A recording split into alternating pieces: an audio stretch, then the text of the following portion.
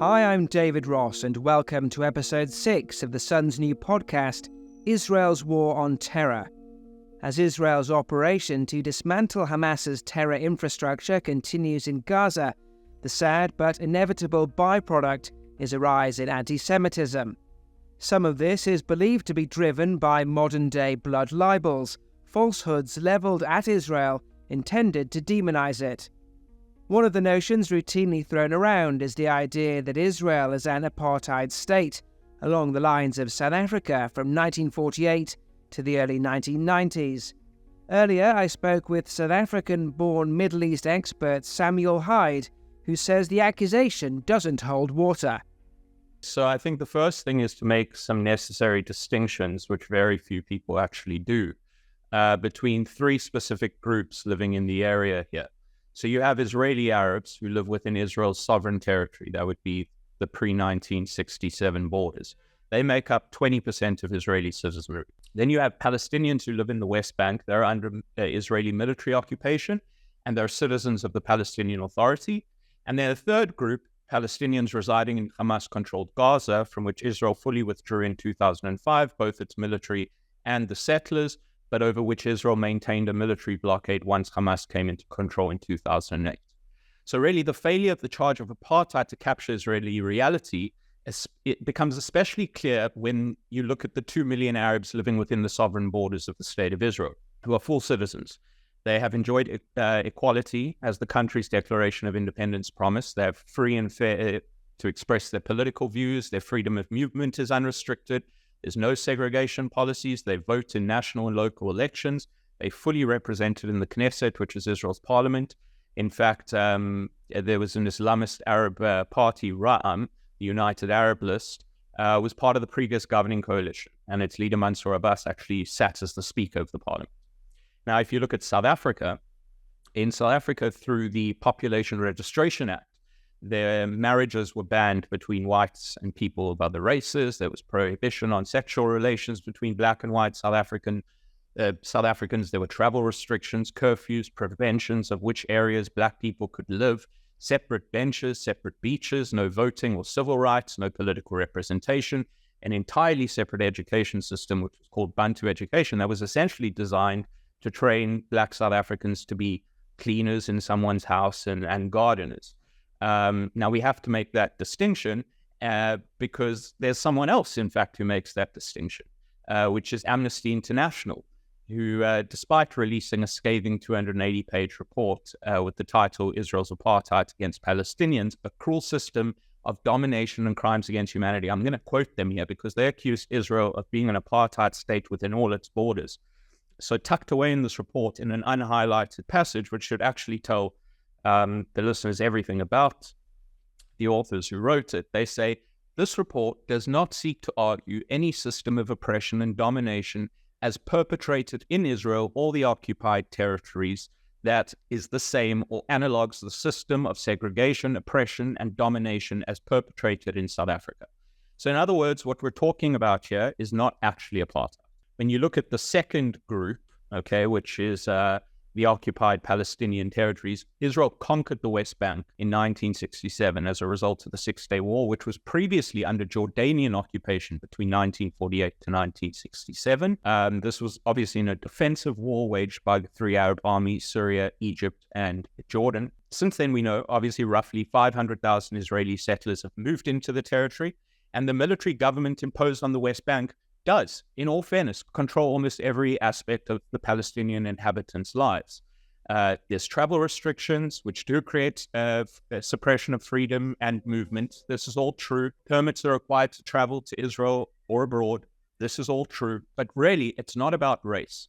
The system here is defined as a military occupation according to both the Hague Convention and the Fourth Geneva Convention. And look, as ugly as it is necessary to prevent terrorism. And the reason why I want to give an example and then I'll end this part of it, is let's flip to the opposite scenario in which Israel completely withdraws its military from the West Bank as it did from the Gaza Strip in 2005. Within a short time, Hamas took over the Gaza Strip and began raining down rockets on Israel's nearby cities and eventually towards Tel Aviv and as we know now, leading up to the October 7th massacres. So if Hamas could gain control of the West Bank in the same way in which it did in Gaza, allowing it to bombard Israel's population centers and launch missiles and assaults like its recent massacre, to which they themselves have committed to doing again and again and again until Israel is obliterated, according to their spokesperson, Hamas rule, which is a proxy of Iran, would allow Iran to install forces and weaponry in the West Bank, as it's already done in Lebanon with Hezbollah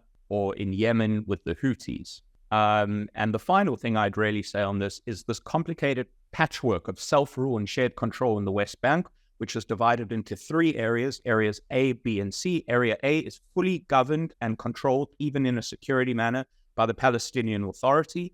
Area B is shared control with Israel.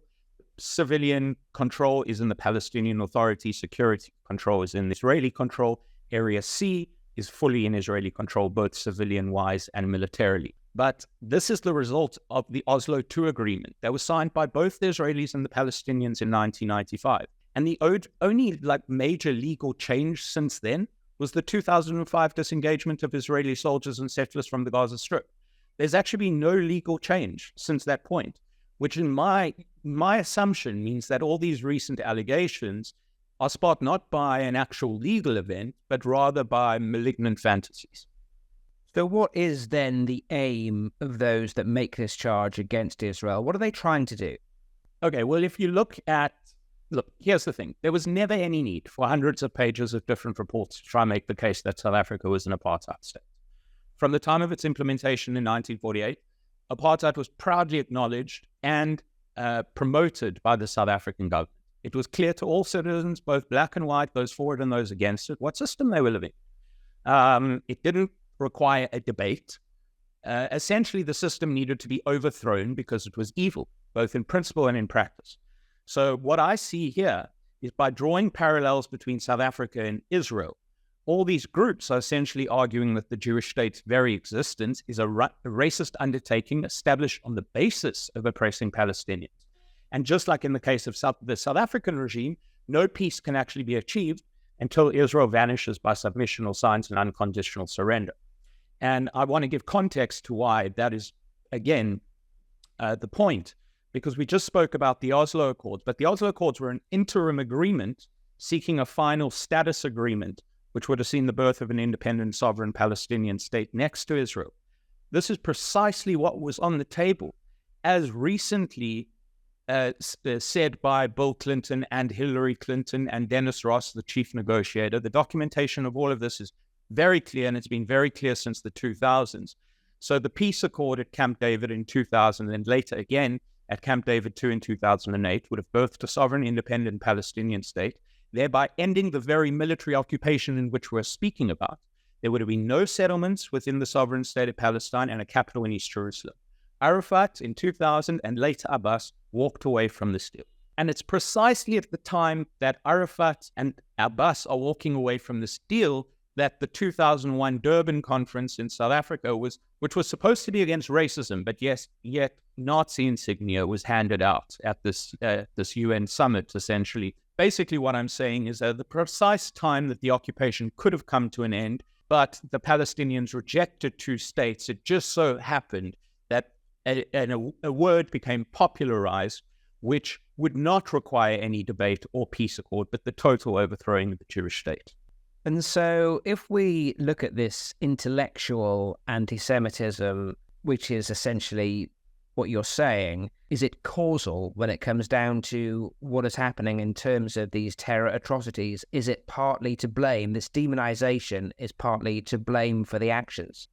I would say that demonization is partly to blame for the actions in which we're seeing in the streets across the globe. I think in some capacity, there's quite a clear through line. For example, Haj Amin al-Husseini, which was the Palestinian leader in the 1930s and 1940s. This is all pre the establishment of the State of Israel. It's around about the time of the Peel Commission. It's before any idea of it's before any significant offer of partition of the land between two states come about, was a collaborator with Hitler. This is very clearly documented as well and released by the German government themselves. So when you look at Hamas, for example, they call for the total eradication not only of Israel, but the total genocide of Jewish people. what is very misunderstood about Hamas, and I've seen this recently on a lot of British television, is the word terrorism still doesn't suffice, because there are many terrorist movements in the past that were political groups. And therefore, no matter how radical they were, you could satisfy their interests and their needs. But Hamas actually hates nationalism in the way in which we understand it, via the self-determination of a group of people in an independent nation state.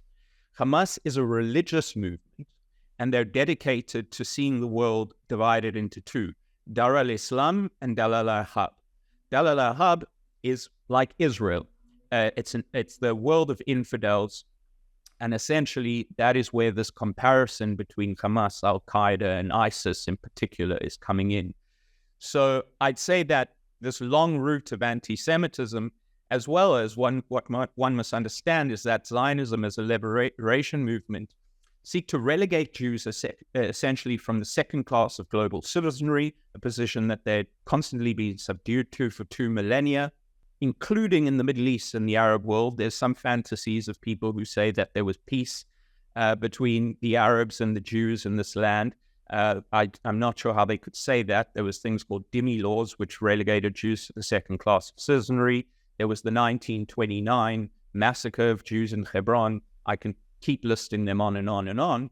The actual Hamas attack is promoted by an ancient hatred of a group of people and Islamist fundamentalist ideology. So when the organizations like Amnesty International and various affiliates of the UN make these claims against Israel, how difficult is it to counter them? Because the average person on the street will just see, oh, established body must be right. How is that narrative countered? Well, I mean, it is. It's very difficult because these organizations have, for many decades, established themselves with legitimacy, correct? But let's look at the United Nations, for example. The United Nations has 15 resolutions on Israel, more than any other country combined in 1 year. It's got a permanent resolution on Israel, nothing on China, nothing on Venezuela. China have 1.5 million Uyghur Muslims in re-education or concentration camps, however you want to refer to it. There's definitely a bias there.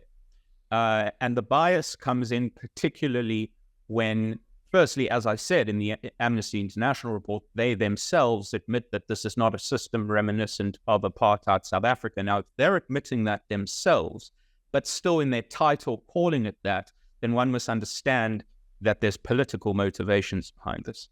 And the political motivations become even clearer when essentially they speak about what their suggestion is to solve this issue. So the Amnesty report, for example, makes a series of recommendations to improve a lot of Palestinian Arabs' lives, both in Israel and in the occupied territories. I've no problem with that. I think that everyone's life should be equal. I think that the Palestinians there should be a two-state solution. I don't believe in the settlement project. I think that there's ways actually to solve the settlement movement, and maybe we can speak about that afterwards. I don't think that current reality is sustainable, not for the Palestinians, and I find it self-destructive for Israelis. But the most far-reaching of these proposals which they made would be to allow mass return of Palestinian refugees. There are now some 6 million, according to the UN tolls, to return into sovereign Israel, into the borders of the state of Israel. Now, you've already got 2 to 2.5 million Arab Israelis and 6 million Palestinians. That means within the Jewish state, the Jews would be a minority. Now, that's very clear, and that's very important, because I showed the link between this claim of apartheid and the peace deals when Arafat walked away.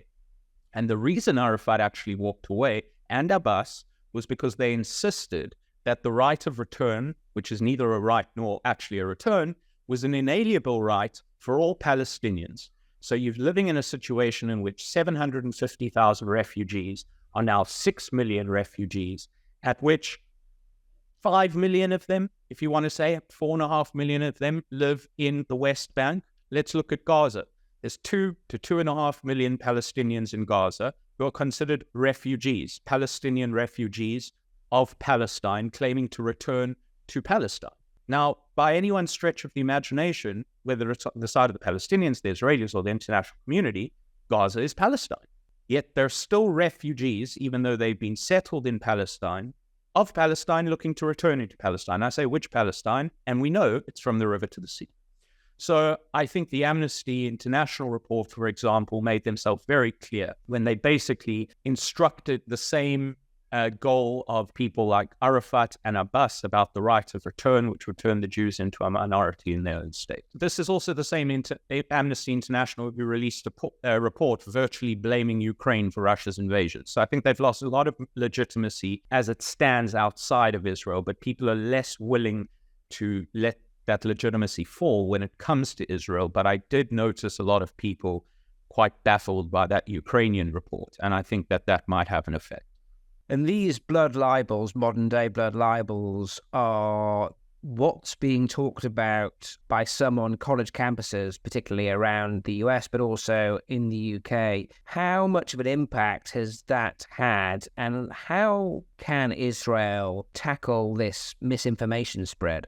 Well, on the first thing, when you look at this goes back to, you could say, the UN resolution to declare Zionism as racism, which was later reverted because it was propaganda on behalf of the Soviets and the Arab world. The Soviets actually industrialized anti-Zionism, which resulted in mass imprisonment and the eventual expulsion of Jews from the Soviet Union who found refuge here in Israel. But that's a different story. But when you can equate, for example, Zionism with racism, Israel with apartheid, Israel with genocide, Israel with ethnic cleansing, all these different terminology, then what you're essentially doing is equating the state of Israel and its people with an inherent evil. And something that is inherently evil needs to be overthrown. And at the point when you have said that something is inherently evil, it's very easy to dehumanize the people which exist in that country. Israel is always going to face some sort of attack from certain countries. The reality is there's one Jewish state among 23 Arab states. Now, luckily, the region is changing, as we saw with the result of the Abraham Accords, and earlier with which is cold peace with Egypt and Jordan, and the possibility of the Saudi peace deal, which I think is still possible despite everything that's going on. So the region is changing. But for decades, basically, and still today, the United Nations works on a you vote for me, I vote for you system. So every single UN ambassador is given a mandate at which they have to pass certain resolutions on behalf of their country. This is very interesting because now let's say African countries, any African country, any Latin American country, some European countries need to pass their mandate and it doesn't have support among some people in the world. Are they going to approach the Jewish state for the Jewish state to vote and then do a you vote for me, I vote for you? Or are they going to go to the Arab states and get 23 Arab votes for their resolution, which would pass it, and then in agreement essentially choose to vote in favor of all the resolutions which the Arabs are putting on the table? So that's a very important point, because there's a lot of corruption within the United Nations, which can now be seen, for example, with Iran, of all people, sitting on the Human Rights Council, Russia sitting on the Human Rights Council, Iran sitting on the Women's Council. So really, the United Nations has lost, in my opinion, far too much legitimacy for the body in which it's supposed to be and supposed to represent. When it comes to Israel and how to tackle this, the only thing that we can do is what we're doing right now, is we can talk about it and we can unpack it. Unfortunately, there does tend to exist within certain societies a 2,000-year-old hatred that is based on the premise of the Jewish people being inherently evil. This keeps showing up every 2 to 3 decades for 2 millennia. So it's very easy to turn around and have the idea, oh, well, it must have been the Jews. Look at what happened with the hospital, for example. There was absolutely no evidence. It took these media outlets a week to corroborate the numbers of the Hamas massacre on Israel. It took them exactly an hour to release a report given to them by Hamas that 500 Palestinians had been killed in a hospital bombing by the Israeli airstrikes. We subsequently know today that, firstly, it was not the hospital that was hit, but a parking lot next to the hospital. We know that it was a failed Islamic Jihad rocket, This has been not only shown by Israeli intelligence, but also approved by the American intelligence in an independent report as well. But the minute that it was proven that it came from within Gaza, all of a sudden that number of 500 drastically dropped down to something between 30 to 50. So I think it's very easy and very, even if these things remain subconscious or unconscious, I think it's very easy after an entire societal structure for 2,000 years has been ingrained with this kind of idea that in times of chaos, it's quite comforting to say it was the Jews.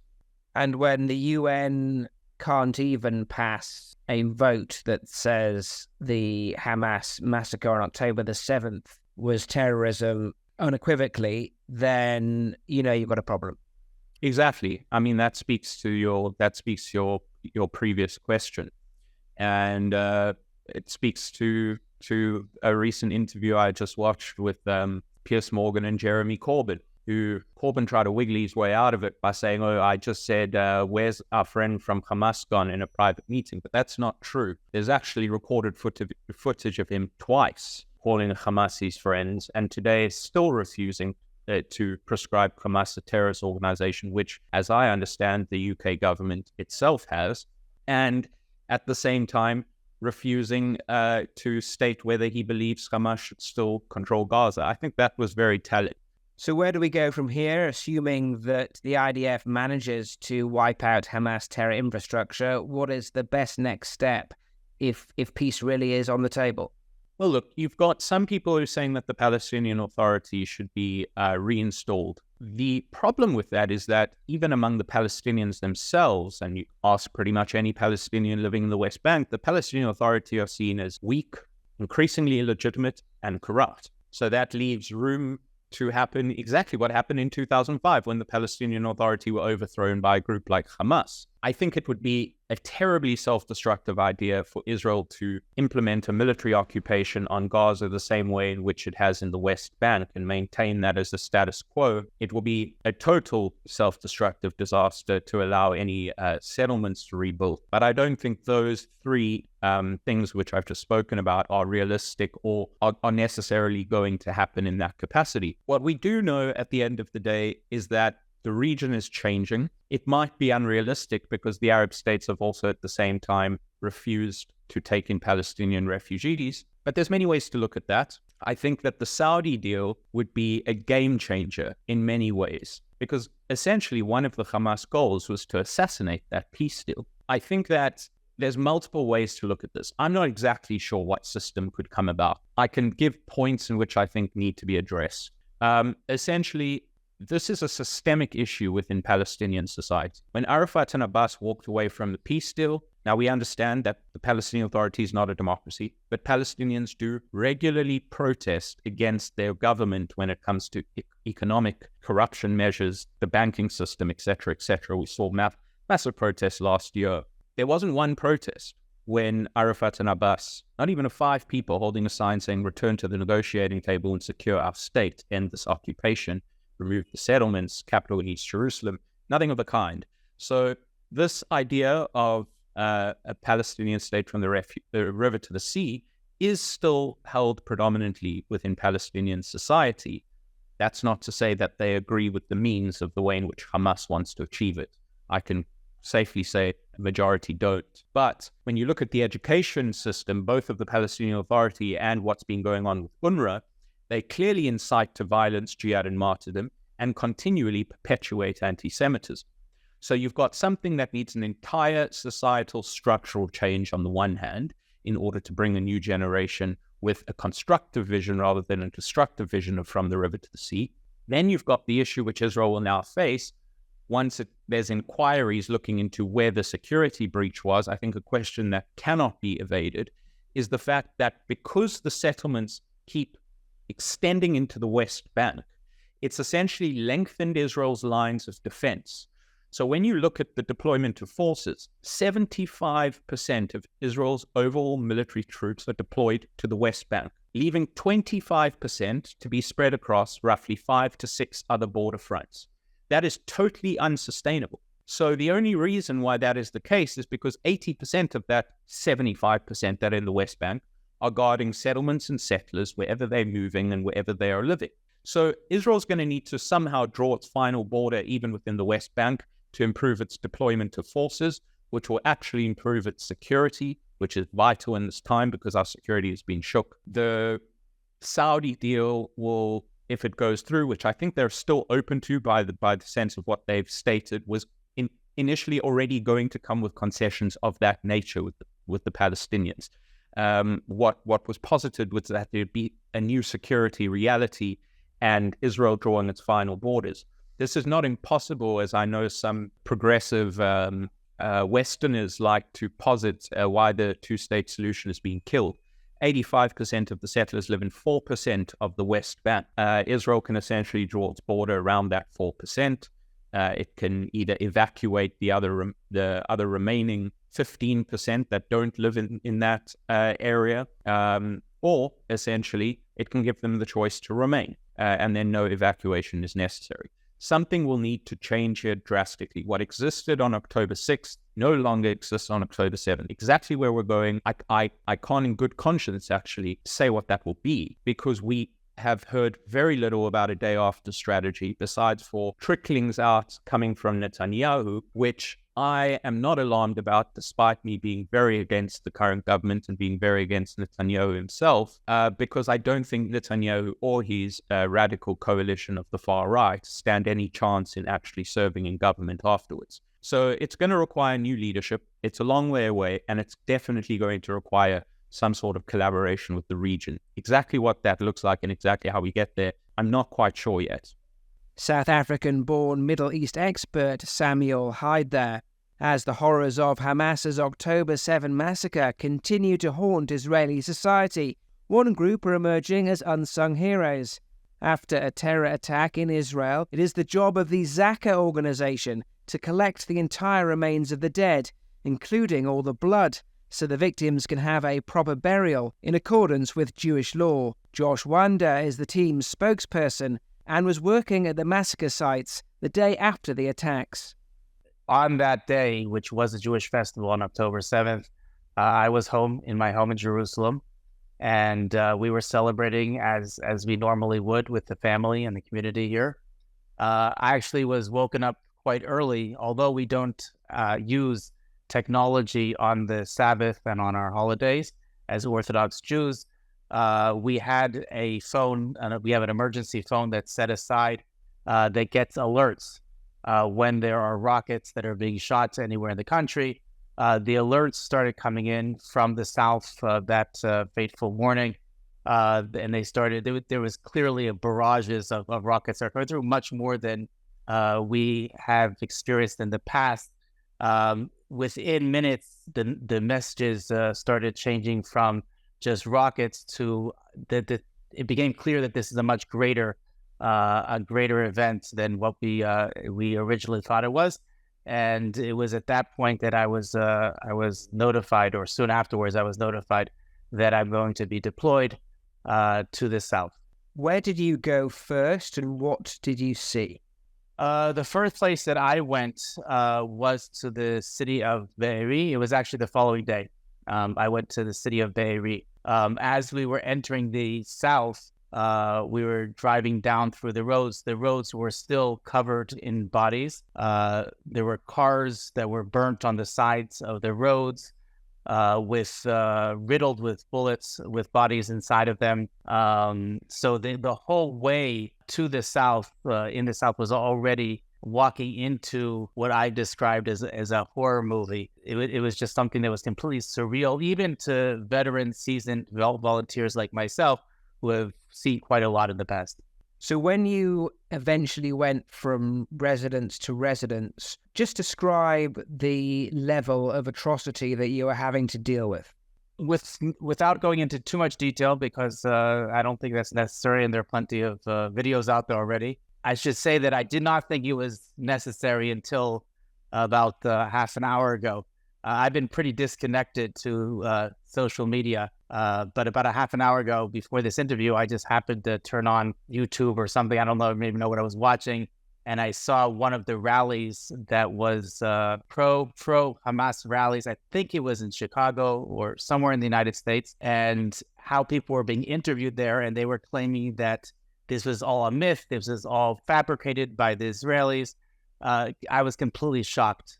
I think, David, back to the Holocaust that happened, 70, 80 years ago, and I can understand with the lack of social media, what we don't have today, how could there be, and the fact that there are very few survivors still around, how it could be that there are people that are denying that the Holocaust happened. But we're talking about an event that happened less than a month and a half ago. And with all the social media and all the videos that are out there, there are still people that are walking the streets believing that this is a fabrication, which was so shocking to me. So to your question, we went house to house, and every house was, I could almost say, was worse than the one before it. We're talking about entire families murdered, houses that were completely burnt down when the terrorists were not able to get into the families. They just burnt the houses to the ground. So we're talking about bodies that were completely burnt, men, women, children. On many occasions, I should also mention that we saw